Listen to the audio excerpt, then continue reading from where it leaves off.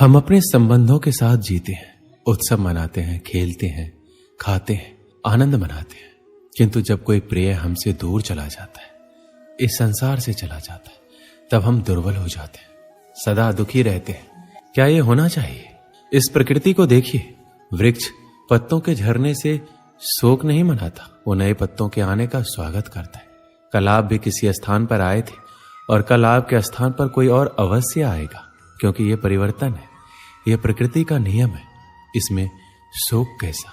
जो छूटा उसका शोक मनाने के स्थान पर जो मिलेगा या जो आपके पास है उसका आनंद उठाइए। श्री कृष्ण कहते हैं, ईश्वर के लिए सभी प्राणी समान है, उन सभी में समान रूप से ईश्वर का वास होता है। कोई जीव छोटा या बड़ा, अधिक या ज्यादा प्रिय नहीं है। जो अपने ईश्वर की विशेष आराधना करते हैं, पुकारते हैं, उनके साथ सदैव उपस्थित रहते हैं। संपूर्ण जगत, ब्रह्मांड, चर अचर, सब में ईश्वर का वास है। यह ईश्वर की माया ही है जो पूरे ब्रह्मांड में व्याप्त है। वहीं ईश्वर धरती पर मधुर संगीत है, वहीं ईश्वर अग्नि की उष्मा है। उसी ईश्वर का वास प्रत्येक प्राणियों में है, जो सन्यासियों के चित्त को शांत कर साधना में लीन करता है। वह आत्म संयम भी ईश्वर ही है। यह संसार नश्वर है, सुख दुख हर्ष विषाद आदि लगा रहता है। क्षण भर के सुख से जो खुश नहीं होता और अशुभ होने पर जो दुखी नहीं होता, वह व्यक्ति सच्चा ज्ञानी होता है। उसे ज्ञात होता है यहाँ सब कुछ क्षण भर के लिए होता है, भले ही वह सुख हो या दुख। ये जीवन कर्म प्रधान है। जो व्यक्ति कर्म करके, परिश्रम करके अपने लिए कुछ अर्जित करता है, वह वास्तविक रूप से उस फल का भागी है। अन्यथा वह चोर की भांति है, जिसे बैठे बिठाए सब मिल जाता है। जिस व्यक्ति के पास आपके लिए मान सम्मान और कद्र ना हो, उनके साथ रहना व्यर्थ है।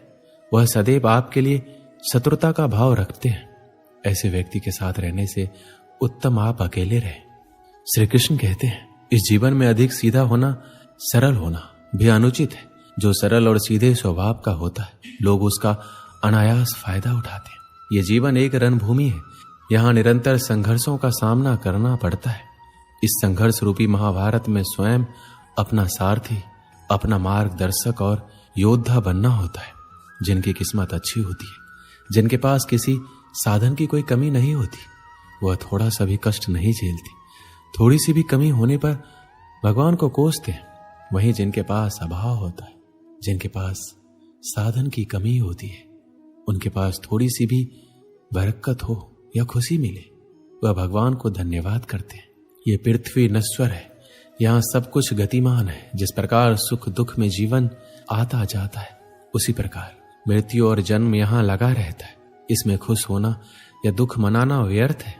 मुंह से माफी देना और हृदय से माफी देने में काफी अंतर है। मुख द्वारा दिए गए माफी को तत्काल प्राप्त किया जा सकता है, किंतु दिल की माफी प्राप्त करने में उम्र बीत जाती है। प्रभु अपने भक्तों की सदैव परीक्षा लेते रहते हैं। इस परीक्षा में भक्तों को अनेकों कष्टों का सामना करना पड़ता है। सामान्य लोग इसे अपना दुख मानकर पीछा छुड़ाते हैं, वहीं साधक तथा प्रेमी प्रभु की इच्छा समझकर उसका सामना करते हैं। सांसारिक सुख क्षणिक होता है। जो सुख आज प्राप्त हो रहा है, वह सुख स्थायी नहीं है। यह सुख आपके साथ सर्वदा नहीं रहने वाला। आपको दुख भी प्राप्त होगा, परंतु संसार से वियोग अर्थात मुक्ति परम आनंद को प्राप्त कराती है। यह ईश्वर तक पहुंचाती है। माना जाता है जीवन के पूर्व कर्मों का फल इसी जन्म में होता है। जितने भी रिश्ते, नाते, सुख दुख व्यक्तिगत जीवन में प्राप्त होते, वह पूर्व जन्मों का फल है। वरना कौन इतनी बड़ी दुनिया में आपसे दिल लगाता है। राधा और कृष्ण दोनों अवतारी थे। दोनों का जन्म कुछ विशेष परिस्थितियों के लिए हुआ था। उन दोनों का मिलना बिछड़ना बस एक प्रक्रिया मात्र थी, जिनके माध्यम से प्रेम का वास्तविक रूप समाज में दिखाना था। आस्था और प्रेम पर व्यक्ति का स्वयं नियंत्रण होता है। जहां आस्था और प्रेम लग जाता है, वहीं श्री कृष्ण के दर्शन हो जाता है, क्योंकि श्री कृष्ण सर्वव्यापी हैं। कृष्ण को जो भी भक्त सच्चे हृदय से पुकारता है, वह उनके साथ सदैव खड़े हो जाते। प्रहलाद जैसा विश्वास, भीलनी जैसी आशा और द्रौपदी जैसी पुकार, मीरा जैसा इंतजार अगर सभी शुद्ध हो, तो कृष्ण को तो आना ही पड़ता है। आशाएं व्यक्ति को दुख के मार्ग पर ले जाती है। आशाएं बड़ी प्रबल होती है। आशा अनुरूप कार्य होने पर जहां खुशी मिलती है, वहीं आशा के विरुद्ध कार्य होने पर दुख का पहाड़ टूट जाता है। व्यक्ति जीवन में आशा दुख का प्रमुख कारण है। जो लोग ये कहते हैं अपनों के आगे झुकने में बुराई नहीं, उन्हें मालूम होना चाहिए जो अपने होते हैं वो कभी झुकने नहीं देते। श्री कृष्ण कहते हैं, जब से मनुष्य का जन्म हुआ है जान पहचान का, और आज के युग में तो व्यक्ति का मूल्यांकन ही इससे किया जाता है। उसकी पहचान कहाँ तक है? क्यों? आपके आसपास भी कई ऐसे लोग होंगे जो पहचान के बल पर आपको बना देते। ऐसे कई लोग होंगे जो पहचान से काम पा लेंगे, धन अर्जित कर लेंगे। किंतु आप तनिक सोचिए, क्या ये ठीक है? पहचान से मिला काम आपके साथ तब तक रहेगा जब तक आपके उनसे मधुर संबंध होंगे। जब तक आपके उनसे मधुर संबंध होंगे। संबंधों में खटास आई और काम निकल गया हाथ से, तो अब क्या किया जाए? इसका उत्तर है काम। अपना काम पूरे मन से करो, अपना काम निश्चल से करें, क्योंकि पहचान से मिला काम अधिक समय तक नहीं टिकेगा, किंतु काम से मिली पहचान युगों युगों तक टिकेगी। श्री कृष्ण कहते हैं, जीवन में कुछ कर दिखाना है, आकाश की वो सीमा छूनी है जिसे छूने के विषय में आप कभी सोच नहीं सकते, तो अपने भीतर से ये 3 गुण अर्जित कीजिए। पहला, अपने लक्ष्य को पाने की चाह, लगन, यह आपसे वो करवा सकता है जो आप कभी नहीं कर सकते। दूसरा, साहस, संकट उठाने की क्षमताएं आपसे वो करवा सकता है जो आप करना चाहते। और तीसरा है अनुभव। अनुभव आपको ये बताएगा कि आपको क्या करना चाहिए। तो जिसने चाह, साहस और अनुभव, इन 3 गुणों को पा लिया, उनके लिए इस संसार में ऐसा कुछ भी नहीं जो वो नहीं पा सके। स्वप्न और लक्ष्य कितने समान लगते हैं। इन दोनों की व्यक्ति कल्पना करता है, इन दोनों को व्यक्ति पाना चाहता है, और ये दोनों पूर्ण हो तो व्यक्ति स्वयं को भाग्यशाली भी समझता है। किंतु इन दोनों में अंतर है। अंतर यह है कि स्वप्न के लिए बिना मेहनत की नींद चाहिए और लक्ष्य के लिए बिना नींद की मेहनत।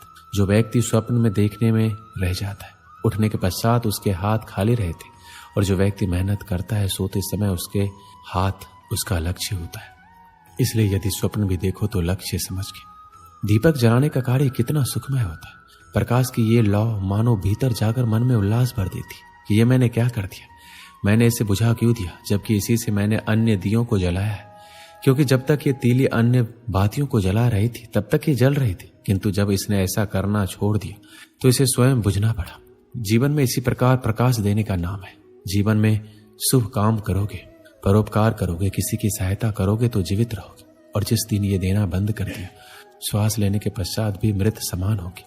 इसलिए जब तक श्वास है, आशा रूपी प्रकाश का संचार करते रहिए। विश्वास कीजिए, मृत्यु के पश्चात भी अमर रहेंगे।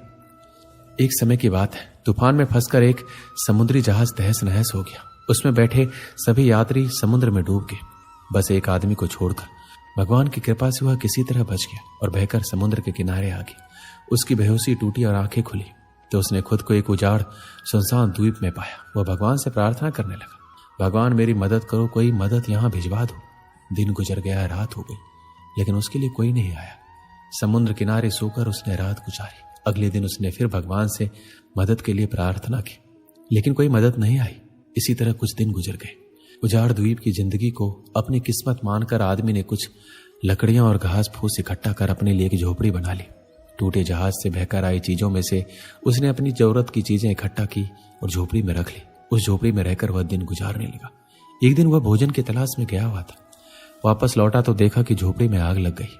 अपना एकमात्र आसरा उजड़ जाने पर वह बहुत दुखी हुआ। आसमान की ओर सिर उठाकर भगवान को कोसने लगा, भगवान मैंने तुझे मदद भेजने के लिए कहा, पर तूने ना सुनी मेरी। मन मारकर मैंने जीने के लिए यहाँ एक झोपड़ी बनाई, तूने वो भी जला दी, मेरा आसरा छीन लिया। तू बड़ा निष्ठुर है। रात भर वह समुद्र के किनारे सोया। सुबह तेज आवाज से उसकी नींद खुल गई। उसने देखा एक समुद्री जहाज किनारे आ लगा है। वह खुश हो गया, आखिरकार उसके लिए मदद आ गई। वह जहाज पर बैठा और जहाज चल पड़ा।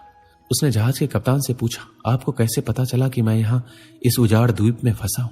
हमें रेस्क्यू के लिए फायर सिग्नल भेजा गया था, पर मैंने तो फायर सिग्नल नहीं भेजा, आदमी ने कहा। जहाज के कप्तान ने कहा, लेकिन हम तो फायर सिग्नल देखकर ही आए। तभी आदमी को अपनी जलती हुई झोपड़ी याद आई। वो समझ गया भगवान ने उसकी सहायता भेजने की प्रार्थना सुनकर उसकी झोपड़ी जलाकर समुद्री जहाज उसके इस द्वीप में फंसे होने का संकेत दिया था। वह भगवान को धन्यवाद करने लगा। दोस्तों, जब हम पर मुसीबत टूटती है तब हमारा विश्वास डगमगाने लगता है, धैर्य टूटने लगता है, आशा धूमिल होने लगती है और हम भगवान से शिकायत करने लगते हैं। जबकि ऐसे समय में आवश्यकता है भगवान पर विश्वास बनाए रखकर मुसीबत से निकलने की, प्रयास करने की। उस आदमी ने झोपड़ी बनाई तो भगवान ने उसमें आग लगाकर उसे उजाड़ द्वीप से निकलने में मदद की। हमें भी दिल छोटा किए बगैर भगवान पर विश्वास रखकर अपना प्रयास करते रहना चाहिए। हमारा प्रयास और भगवान का आशीर्वाद दोनों मिलकर हमें हर मुसीबत से निकाल लेंगे। दोस्तों, इस वीडियो में बस इतना ही। मिलते हैं अगले वीडियो में। अपना ख्याल रखिएगा। जय श्री कृष्ण।